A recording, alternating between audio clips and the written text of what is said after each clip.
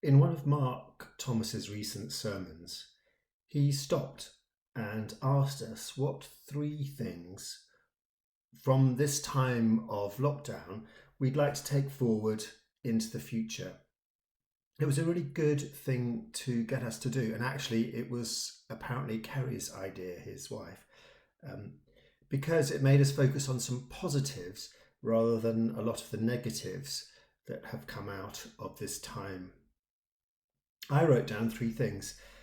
First, that I'd want to focus more on what I really need rather than fulfilling every little want that I might have.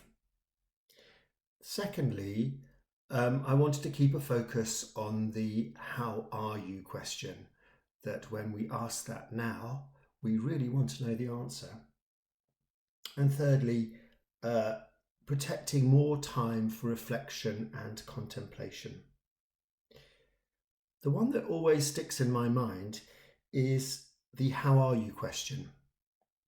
Maybe it's because we're British, and maybe actually it's more of a man thing than a woman thing, but we tend to still suffer from the stiff upper lip syndrome, that we always answer, how are we, with fine, I'm okay, whatever we're really feeling or going through. The thing about the lockdown and coronavirus has been that we've been allowed to answer this question much more honestly as we go forward. When people ask, when I ask, how are you? I really want to know the answer. And when people ask me, I feel much more able to be honest about my response, whether I'm feeling good or bad, and why. For me, it's helped me to continue to focus on the distinction between weakness and vulnerability.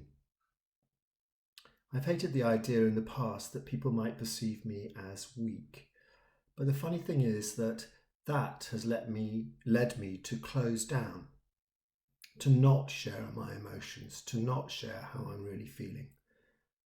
And the impact of that is that that's led to separation, to distancing. In contrast, if I really show my vulnerability, then it leads to closer relationships and more openness between me and my friends. It struck me over Easter how completely vulnerable Jesus was when he walked to the cross. He was betrayed by Judas. He was abandoned by his friends. He was rejected by his own people. He was falsely accused, unjustly treated. He was physically, mentally, and emotionally abused, and suffered a horribly painful and public death. But was he weak? Well, the events of Easter Sunday would suggest absolutely not.